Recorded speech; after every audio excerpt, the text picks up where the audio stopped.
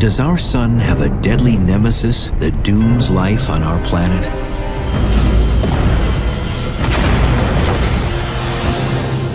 Is it possible to travel through time? It is one of the greatest questions. What happened to matter's evil twin? The mind hunts for an explanation. How did the water on Mars disappear? And what came before the Big Bang? This is the greatest mystery in all of science. Big questions and cutting-edge science. The universe, unexplained mysteries.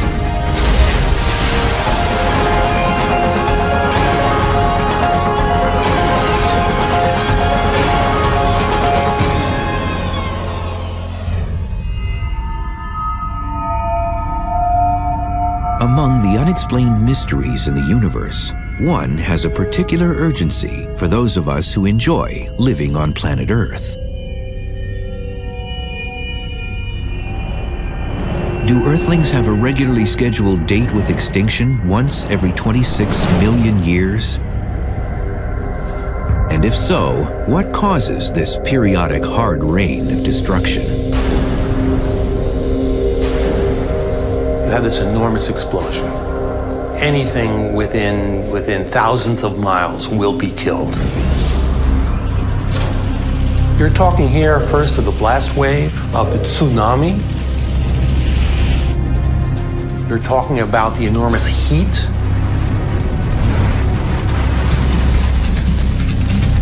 Fires all around the globe. And then darkness. For millions of years, enormous objects from space have slammed into Earth with disastrous results.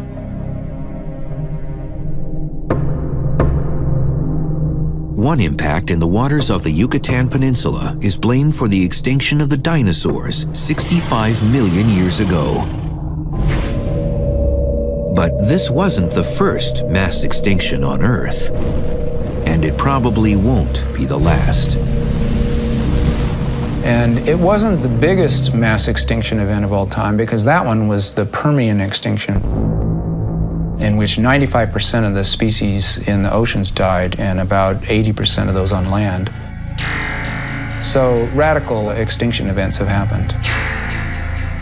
Some scientists believe these periods of death and destruction happen like clockwork. Some paleontologists found a very strange pattern. What they found were the great extinctions, such as the ones that killed the dinosaurs, but others too, didn't happen at random times, but seemed to occur on a regular time schedule. That was very strange. They were disappearing every 26 million years. It was begging for an explanation. Astrophysicist Richard Muller believes the explanation for this periodic destruction is a dim red dwarf star lurking on the edge of the solar system. A star that he fittingly calls Nemesis.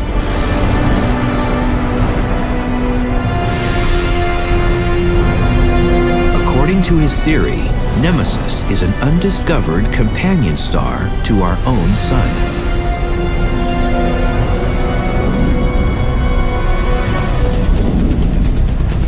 It travels between 1 and 3 light years from the center of the solar system on an elongated elliptical orbit.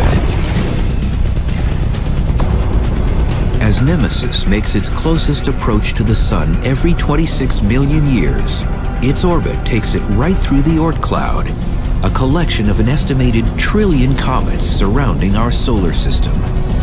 That's when the order of the solar system turns especially chaotic. When that happens, Nemesis gets close to the comets and perturbs their orbit. According to Muller's theory, the gravitational disruption caused by this small, innocuous star causes long, undisturbed comets to break away from their orbits in the Oort cloud.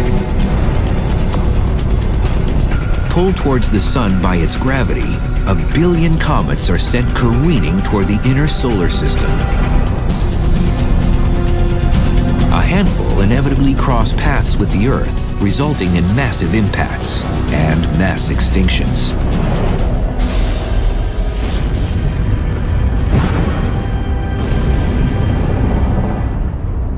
The claim that our sun has an undiscovered companion Death Star is controversial.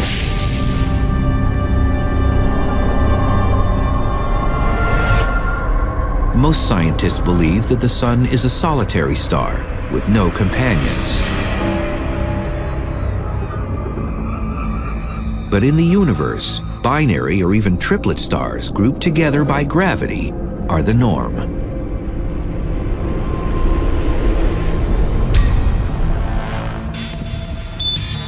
The majority of stars in our galaxy are parts of either binary or triple stars. And so the idea that the sun conceivably could be part of a binary isn't crazy from that point of view at all. It's an interesting question. Even if the sun could conceivably have a binary companion, astronomers have never observed a binary system in which the pair of stars are as far apart as Muller claims our sun and Nemesis would be. Muller needed proof that Nemesis was real. In 1997, a NASA mission began that had the potential to shed light on the mystery. The 2-micron all-sky survey, or 2MASS, used twin infrared telescopes to scour the universe for previously unknown stars. 2MASS specialized in hard-to-find bodies in and near our galaxy, and to date has produced over 2 million images.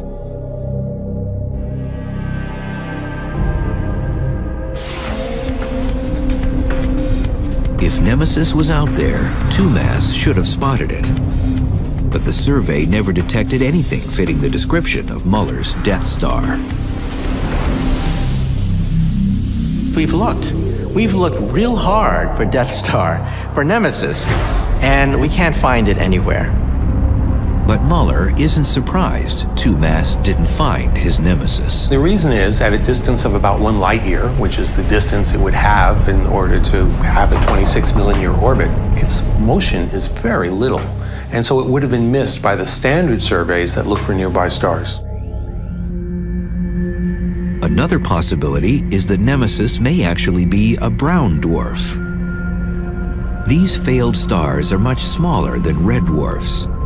And with a highly elliptical orbit, a brown dwarf would remain far from Earth most of the time and out of the watchful eye of astronomers.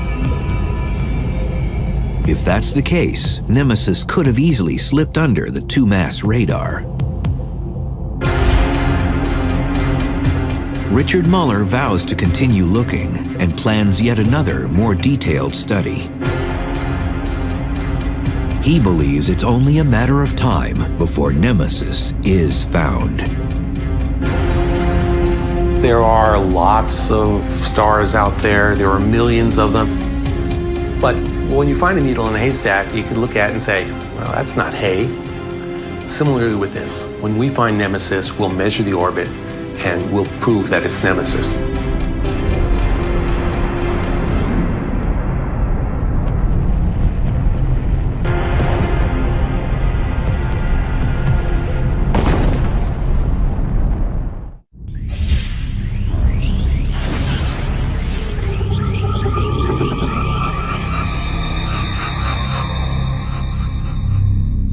Of all the unexplained mysteries in our universe, perhaps the most tantalizing and controversial is whether it's possible to travel through time.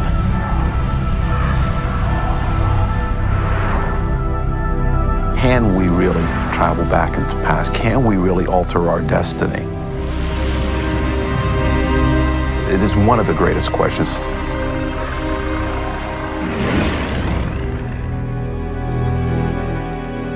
In 1955, Ron Mallett was only 10 years old when his father died of a heart attack. Grief-stricken, young Mallett yearned for a way he could see his father again and perhaps save his life. About a year after he died, I came across H.G. Wells' book, The Time Machine, and that is what saved me, because I thought if I could build a time machine, as H.G. Wells talked about, then I could go back into the past and try to save his life and see him again. And so I became obsessed with the notion of trying to build a time machine.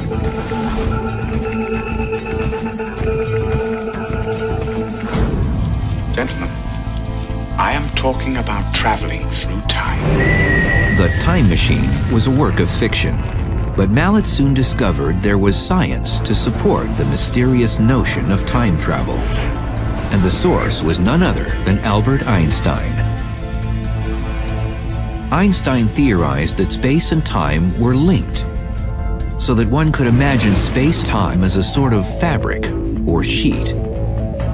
With his general theory of relativity, Einstein showed that a massive object, like a planet, a star, or black hole, actually warps the fabric of space and time.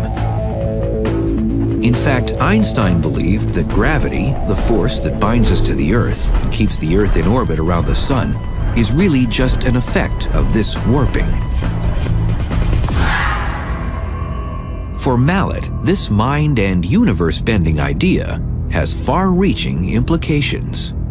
Because if you could generate enough gravity to twist time into a loop, perhaps you could create a pathway for moving backwards and forwards through time. Einstein's theories fueled Ron Mallet's quest to learn how to build his own time machine. But time travel wasn't a subject that could be studied by serious scientists out in the open. As a matter of fact, I used a cover story that worked for me. I studied black holes because black holes allowed me to understand how Einstein's theory affected time, and it was a crazy idea, but it was considered legitimate crazy. So I built my career on studying that and being able to use Einstein's general theory of relativity. Black holes, the massive remnants of collapsed stars, have an almost unmatched gravitational power to distort space and time, which is exactly what Mallet wanted to do. But how could he create in the laboratory something jam-packed with enough matter to actually warp space-time? For inspiration, Mallet turned again to Einstein and his most famous equation, E equals mc squared, which showed that matter and energy are just different forms of the same thing. So following Einstein's theory, light, which is energy, should be able to warp space and time just like a massive object does. We're used to the notion that gravity is created by matter. But it turns out that in Einstein's theory, light can create gravity. And that is what my work is based on. In other words, if gravity can affect time and light can create gravity, then light can affect time.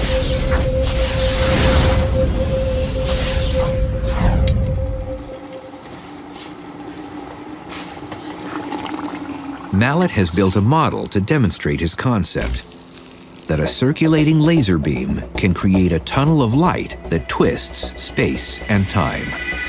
It has 4 intersecting laser beams. The region within that column of light would represent the region in which space is being twisted. And eventually, time would also get twisted by this column of light.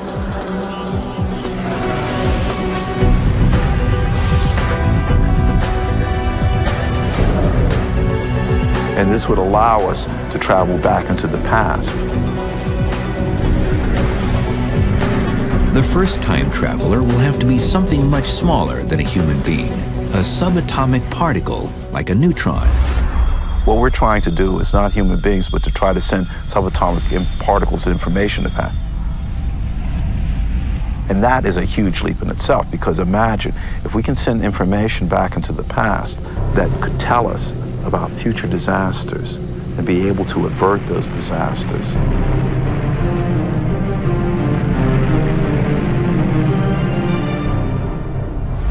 We can understand how circulating light beam can twist space and time by a simple analogy with a cup of coffee. If we think of the coffee and the cup as being like empty space, and we think of the spoon as being like a circulating light beam, then you can see what happens to the coffee as I stir it. The coffee swirls around. Well, that's what the circulating light beam is doing to empty space. And we can see the effect of this in the case of the coffee by putting in a coffee bean. As I swirl it around, the coffee bean gets swirled around. In the case of the laser, as the beam is circulating, we put a subatomic particle called a neutron in. And as we stir the space around, the neutron will get swirled around, just like the coffee bean. Now, remember, in Einstein's theory, space and time are connected, so that swirling of space will cause the straight line of time to be swirled into a loop. And along that loop in time, we can go from the past to the present to the future, and then back into the past.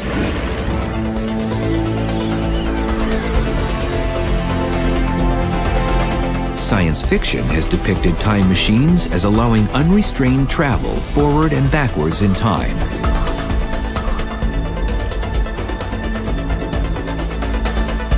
But Mallet cautions that a time traveler could only journey back as far as the moment that the time machine was first turned on. In other words, if I turn the device on today and I leave it on for 100 years, then someone 100 years from now could travel back 75 years, 50 years, 25 years, all the way back to the moment I turned the device on. But they can't travel earlier than that because the device didn't exist earlier than that. And it's the device that's creating the effect. So there's nothing for the time travel to materialize into.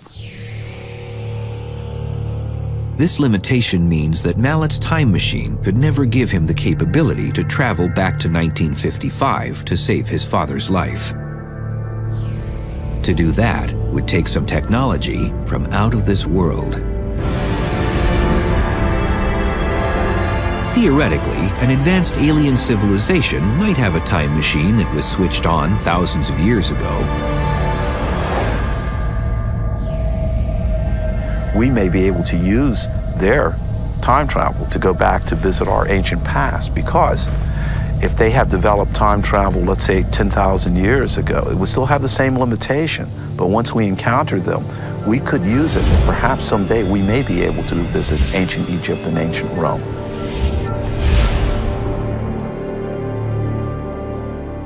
For now, Mallet is focused on getting his time machine built. A project that will require $250,000 in startup costs alone. Money is just one obstacle facing any physicist daring to dabble in time travel. There are also certain paradoxes that many believe make time travel impossible, like the infamous grandfather paradox. Imagine you go back in time and kill your own grandfather before he meets your grandmother. Therefore, you never would have been born, and therefore couldn't have gone back in time in the first place. And then a loop is set up of possible, impossible, happened, it didn't happen. But Mallet believes recent advances in theoretical physics suggest that these paradoxes aren't a problem at all. Many physicists now believe in the far-out notion that our universe is just one of many parallel universes. So that when you go back in time, you might actually be entering a parallel universe in which you can alter events without affecting the universe you came from. We believe that the river of time can have whirlpools by which you may be able to go back and meet your parents before you're born. Or perhaps even fork into two rivers by which you can actually alter the past to create an alternate universe. These are all theories that are at the very forefront of modern physics today. Mallet believes we may be as little as a century away from time travel by humans. Still too late for him to travel back in time to save his father. Your name? Rocky. Rocky. Nice to meet you. Okay, thank you very much. Remember what's happening to space, it's swirling around. But his personal loss has opened a door for a new world for future generations. I developed the basic equations for this. It has led to my being able to share something with the world that I would never have been able to share before. And I feel that that is actually a fitting memorial to my father, that I've been able to do that. I feel very good about that.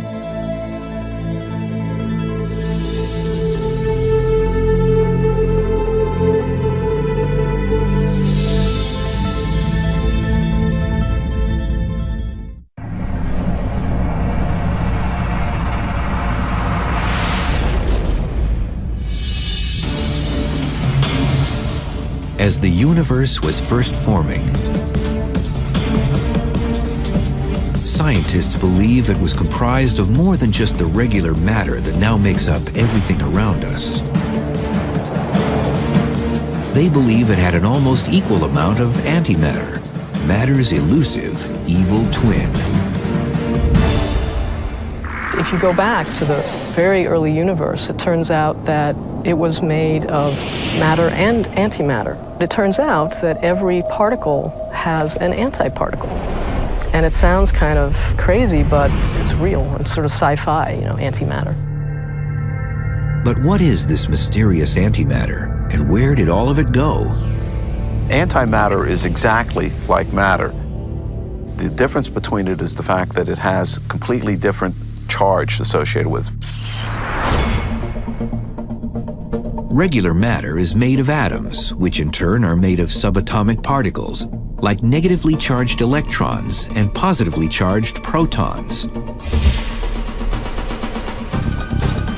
Antimatter are the opposite of these particles. They have the same mass, but the opposite electrical charge. Proton's a positively charged particle, that's the nucleus of the atom. The anti-proton would be a negatively charged proton that has exactly the same mass. In our universe, opposites attract, and particles and antiparticles are pulled together. One would think this is a relationship made for the heavens. But every time matter comes in contact with antimatter, the outcome is the same. They annihilate each other. Imagine two spaceships hurtling through space on a collision course. One is made of regular matter. The other is an antimatter craft built by an alien civilization. The impact would be spectacular, and there will be no wreckage left behind for cosmic crash investigators to examine. The matter and the antimatter disappear. Poof, they're gone. But the energy doesn't disappear. The energy re-emerges in the form of two very energetic gamma rays, photons. And the amount of energy locked up in a tiny amount of mass is quite astonishing. If you take matter and antimatter and combine it, it is explosive. And in fact, it is one of the greatest sources of energy in the universe, the collision of matter and antimatter. So if I were you, I would not put antimatter in your pocket if you know it's good for you. Volatile as antimatter is when it meets matter, there's a tremendous energy potential if we knew how to harness it. So to get an idea how much energy is locked up in matter, if you imagine for a minute that these two piles of sand that one is matter and one is antimatter, and you let them come together, they would annihilate and produce energy. How much energy?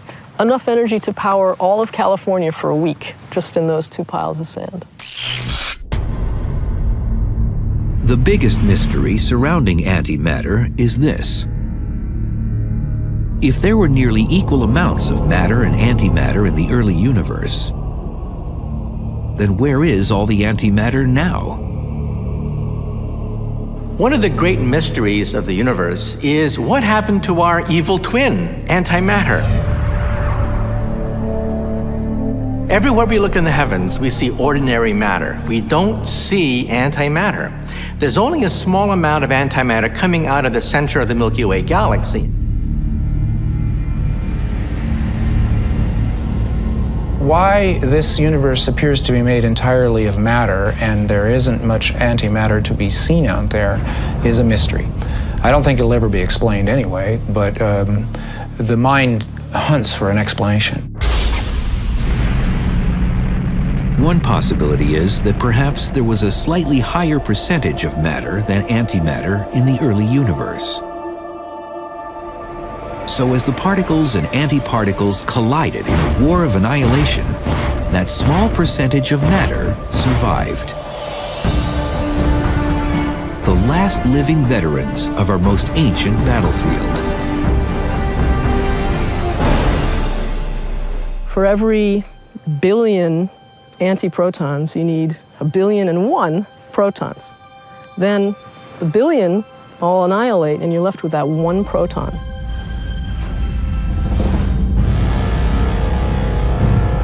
And the leftover is us. We are the residue. We are the leftover of this titanic blast of energy released by the collision of matter and antimatter at the instant of time.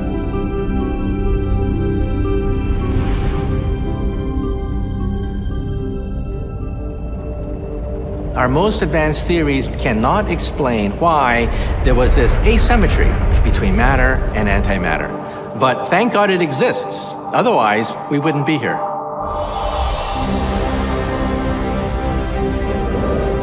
But even though matter prevailed to make up everything we see around us, could there be distant galaxies or regions of space where antimatter still reigns supreme?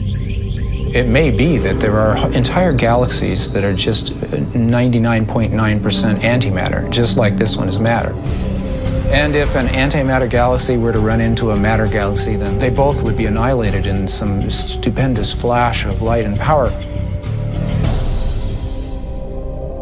As strange as it is, scientists have learned how to create minute quantities of antimatter in laboratory accelerators for medical purposes. Particles of antimatter from decaying radioactive material are injected into the body to create PET scans of the brain. Many people don't realize that when they go to the hospital and have a PET scan, they're actually being injected with a source of antimatter. The P in PET corresponds to positrons. Positrons are anti-electrons. And it goes to some part of the body that they're trying to figure out what's going on, and then when the positron's emitted, finds an electron very quickly, annihilates with it, and the gamma rays come out of the body and are detected. It concentrates in the parts of the brain where there's mental activity, and then we can detect the emission of positron radiation. So this allows brain scans to give us gorgeous photographs of the thinking brain, made possible by antimatter. While antimatter has helped to unlock the secrets of the human brain has yet to unlock all the secrets of antimatter. We do not know why the universe is made of matter now, but we are making progress towards answering that question, little steps at a time. Like many mysteries in our ever-changing universe, the truth about antimatter may remain for now in the realm of the unexplained.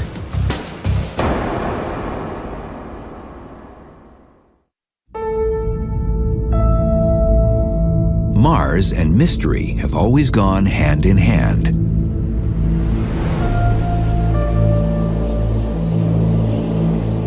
But the most intriguing mystery of the Red Planet has nothing to do with alien invaders.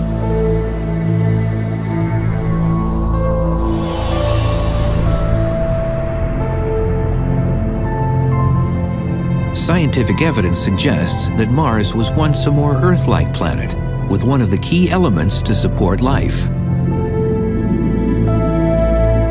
water. Water existed in abundance on Mars. We find the evidence of old flows. We see a little tiny bit of water vapor in the atmosphere. There are even features on Mars that look like old river valleys and floodplains. It was once a tropical planet with oceans and seas, but all that water disappeared. How could all the water on Mars have simply vanished? And why did it disappear? These are mysteries that scientists are struggling to solve. Geologic evidence gathered by the Mars rovers and orbiters suggest that 3.5 billion years ago, Mars' watery surface changed dramatically. The once temperate planet became a cold, dry place, and the water vanished. But figuring out when the water disappeared doesn't tell you where it went or why. The water on Mars was lost a very, very, very long time ago. And I'm talking billions of years. And the clues that would lead you to know where that water went are long gone.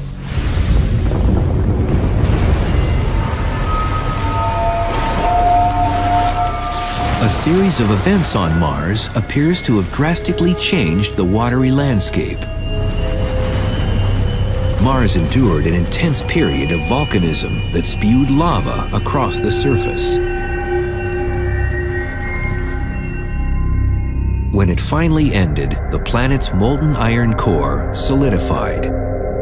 This may have been what caused Mars to lose its magnetic field and protective ozone layer. This left the atmosphere vulnerable to the solar wind from our sun, which is quite powerful. Solar winds pummeled the planet for millions of years, stripping any remaining atmosphere. Now, water vapor that once fell as snow or rain escaped the planet's small gravitational field. The water is brought up into the atmosphere as water vapor, and it's bombarded by ultraviolet radiation, which can split water, which is H2O, into hydrogen and oxygen. And the hydrogen, being the lightest gas known, floats up to the top of the atmosphere and can get swept away by the solar winds.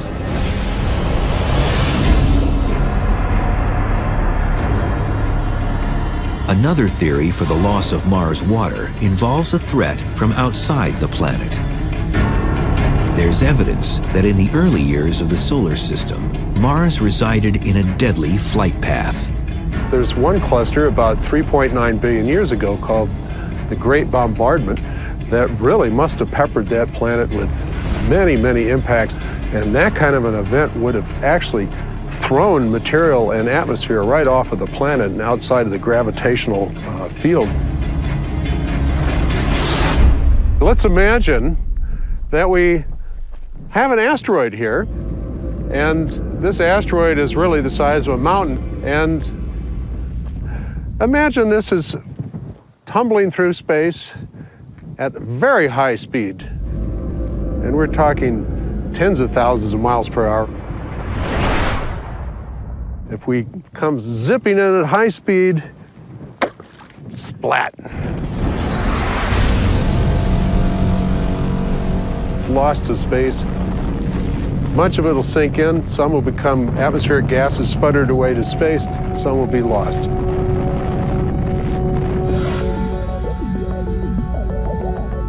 Other answers to the mystery of Mars' disappearing water may be hidden deep inside the red planet.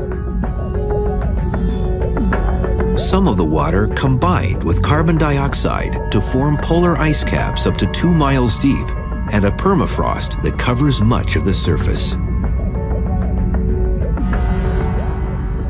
But there's evidence that beneath the ice, liquid water still flows. Much of the water on Mars has gone underground, and some of it certainly has migrated down to a depth where it's warm enough for it to exist as liquid water.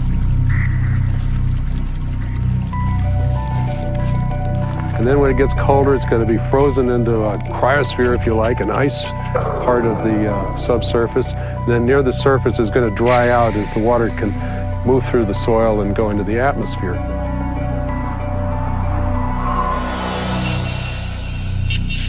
University of Arizona scientist Peter Smith is eager to solve the mystery of Mars' disappearing water. Okay, I'm digging a little trench here to show you what happens if you get below the absolute hyper-arid surface and go down just a foot or so, because this is similar to what we're going to be doing on Mars. Smith is the principal investigator for NASA's Phoenix Mars mission. It's a robotic probe with one simple objective: land on Mars and follow the water. What happened to that water? Could have frozen into underground ice or even aquifers of liquid water. These are something we're looking for today, using radio and radar to penetrate through the surface and try and locate these reservoirs of water. Smith believes that Arizona's Wilcox Playa reflects what scientists will find when Phoenix finally scratches the red Martian surface. Even though the surface is parched and salty and dry, just within 6 inches of the surface is a very wet clay, like a reservoir of water, and there's a whole ecosystem of life that's living in these wet soils and these clays. When it rains, it comes to the surface. And in fact, you see little pools where actually brine shrimp that are locked into these soils. We wonder if we get down under the surface in the right place on Mars, and that is the permafrost region, can we find the same sort of ecosystem around the ice melting over time as climate changes that's habitable for some sort of Martian life forms? Some believe that life on Earth originated on Mars and that its strange transformation foretells our destiny. If that's true, finding Mars water may lead us back to our cosmic beginnings and into the future.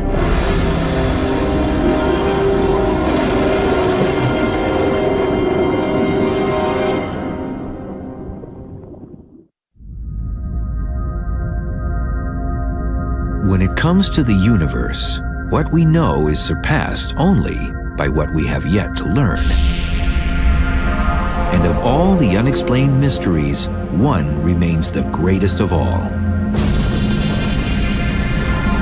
Did anything come before the Big Bang? Or was that event truly the beginning of everything? And if it was, what was the spark that lit it? This is the greatest mystery in all of science. What started creation itself? Big Bang Theory has this tremendous hole in it. We are clueless. We are clueless as to what set the Big Bang into motion.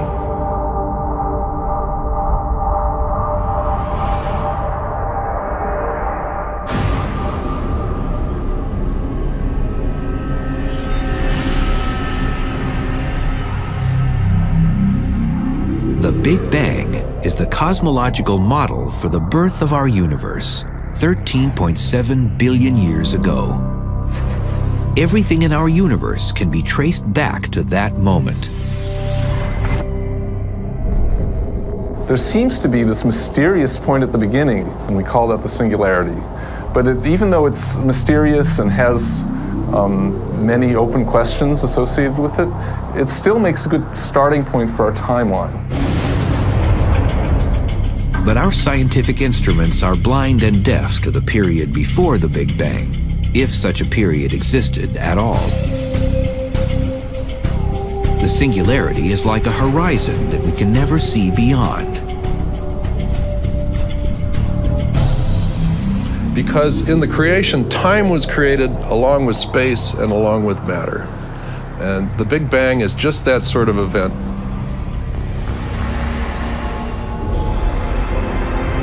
And therefore, it's impossible to know what happened before the creation event. Nevertheless, scientific speculation as to what happened before the Big Bang is something that intrigues the greatest minds in astrophysics.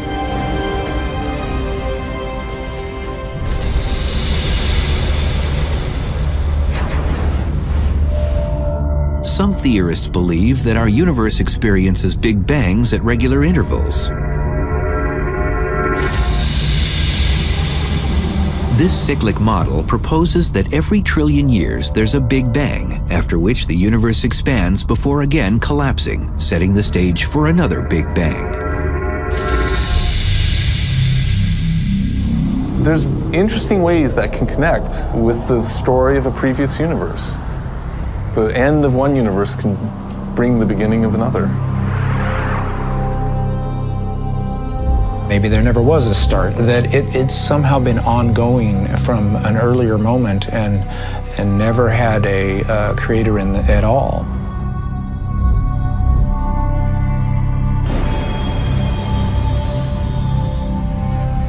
But we might be closer to an explanation of the pre-Big Bang than we know. The cosmic reverberations from the Big Bang that still echo through the universe may actually hold the answer to the moment before the singularity. Turns out these standing waves are key to how we understand the universe today. Inflation gives the universe one big hit at the beginning, just like I'm hitting the pot right here. It forms the standing waves, and we can look for those symmetrical patterns in the cosmic radiation today.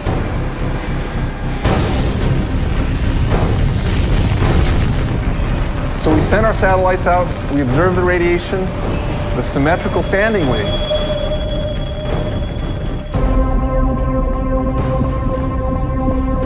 A new wave of detectors, gravity wave detectors, will be launched into outer space in the next decade.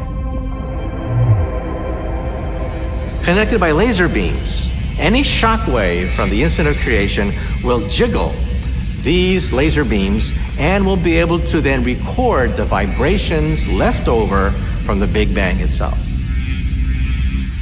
That's why I'm confident that we'll be able to probe not just the Big Bang itself, but even the pre-Big Bang era in the coming decades.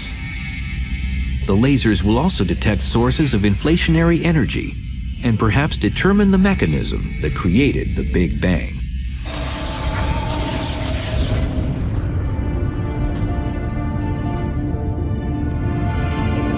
If we struggle to solve the greatest mystery of all, how can we ever hope to really understand the universe? Whenever you get an answer to a question, it almost always leads to more questions. You make progress, and mysteries can get solved, but then there'll always be more mysteries.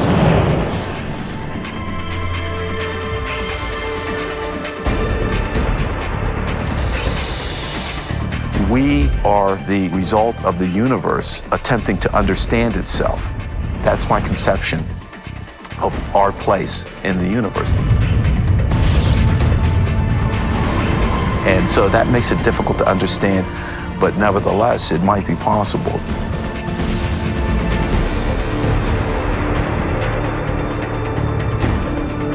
The universe is constantly changing, but the laws of physics are immutable. They don't change. And that gives us hope that out of all this chaos, we'll be able to explain how it all got here to begin with. In our ever-changing universe, the unexplained mysteries will continue to elude us. But we're edging ever closer to unlocking the ultimate secrets, the keys to our past and the pathways to our future. While science has made sense of many things, there is still plenty left to be discovered about our vast, dark, and mysterious universe.